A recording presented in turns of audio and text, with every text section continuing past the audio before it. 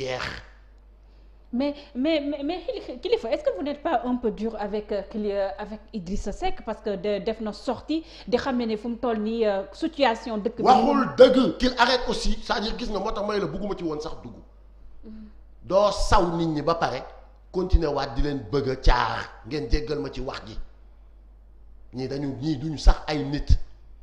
Le plus grand menteur de ce pays Idrissa Seck nga teg kàddoom ci point mort il n'a plus droit à la parole nañu bàyyi seen fen yi ak yabaate gi ñu nekkee ak askan wi nga def li nga def liir biy doog a juddu sax boo ko nee li Idrissa Seck def lan la xam na ko mu expliquer la ko il veut retourner encore di c'est-à-dire xam nga lu graaw mooy li leen dal moom la ñuy woowee le mensonge pathologique di fen dem ba gëm li ngay fen looloo leen dal suñu politiciens yi dañu dem ba gëm ni ñoom seen fen yi ay dëgg la malheureusement c'est malheureux pour les Sénégalais on a affaire avec des traîtres des menteurs des gens qui ne croient pas en nous Sénégalais yi nañu taxaw jël seen destin en main.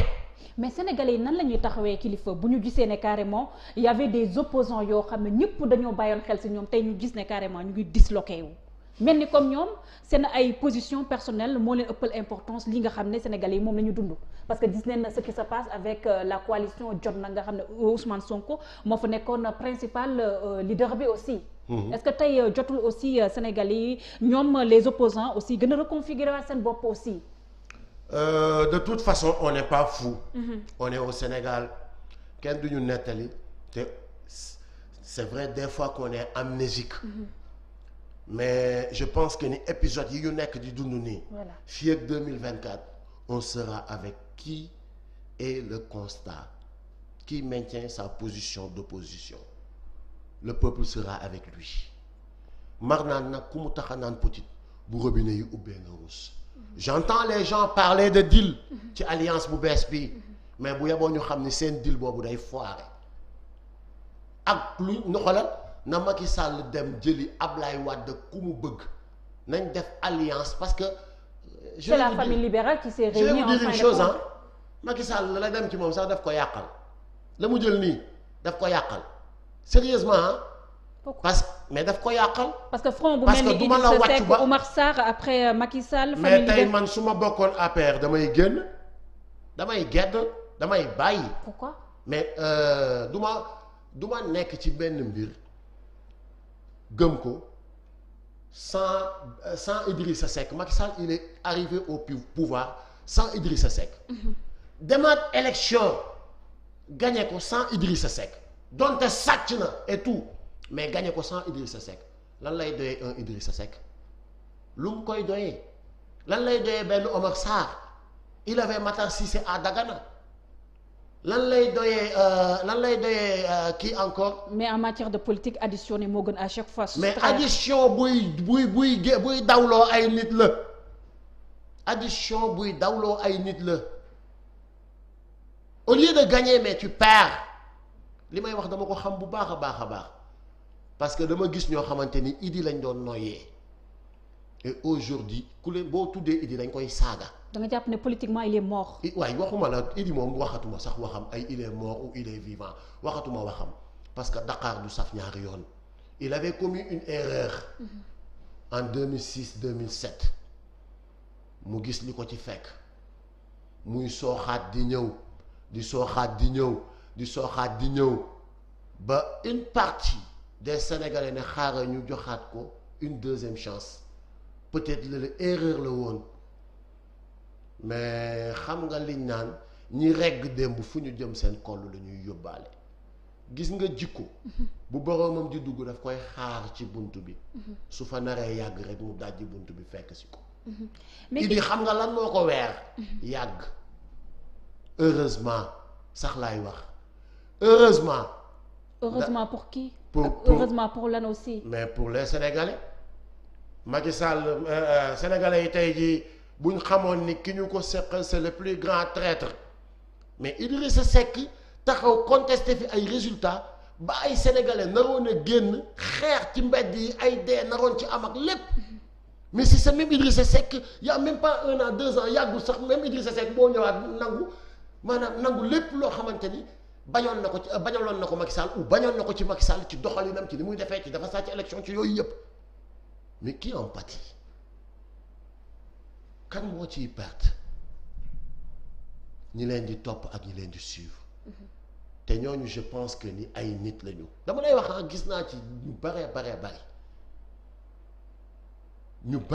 bari Idi lañ doon waatee mais tey jii bu lekk ay wucc mbaam sax a leen gënal wax tudd turu Idrissa Seck donc on passe benn parenthèse boobu la woon le plus important. immigration c'est clandestine l'immigration clandestine. ñu des ba tey ci immigration clandestine bi kii noté sa kilifa est-ce que immigration clandestine bi nekkul na rek exode rural bi loon gis au niveau des campagnes dem jógee ci campagne dem ci ville moo dem ba transhumé ñëw vers la mer est-ce que tey jotul les jeunes aussi nga xam ne loolu ngay bañ a dégg ñu fas jom aussi dem bàyyi aussi kilifa. est-ce que jeunes yi aussi xaw ñoo bëgg lu yomb aussi kilifa. ñàkkuñu jom.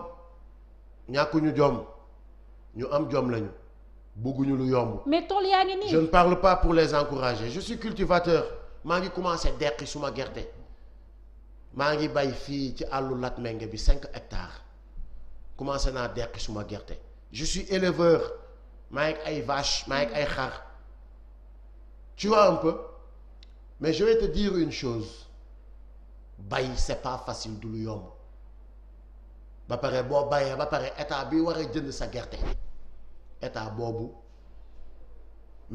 boobu mooy ñëw di def njëndum favoritisme ba pare di la fay loo xamante ni tu cultives à ta perte.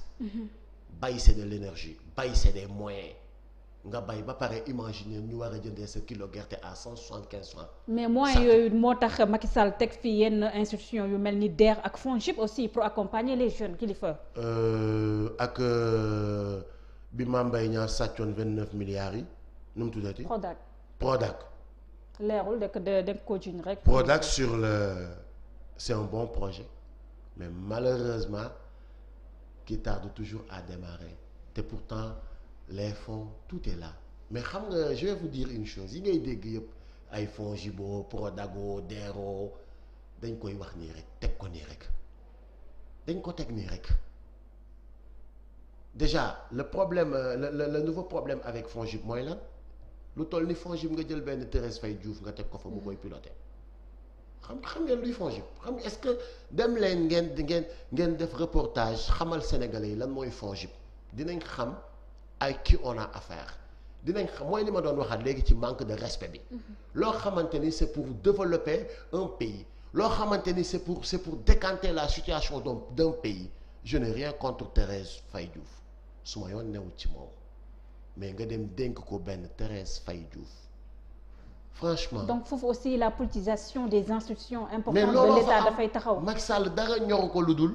woy yow jàppale woon nga ma yow non yow joxoon naa la ba le passé non bii di ñëw kon yow du ma la jox Thérèse laay jox yow non yow amoon nga bu ñu njëkkee kii Macky Sall noonu la jàppee réew mi lijjantiwul kan moo compétent ou pas mais la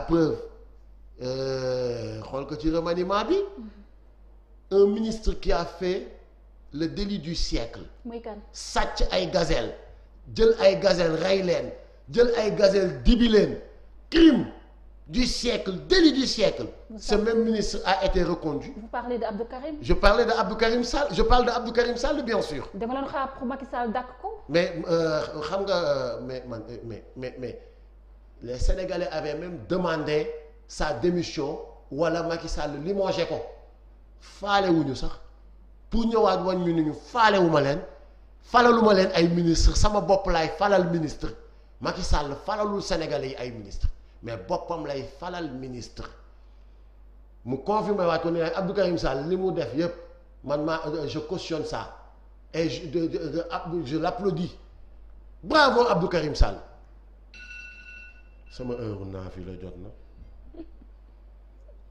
donc tu vois un peu alors affaire bi loolu lañ jàpp. mais kilifa yéen nga xam ne groupe Y'en a marre yéen a nekkoon ci kanam di xeex Abdoulaye Wade.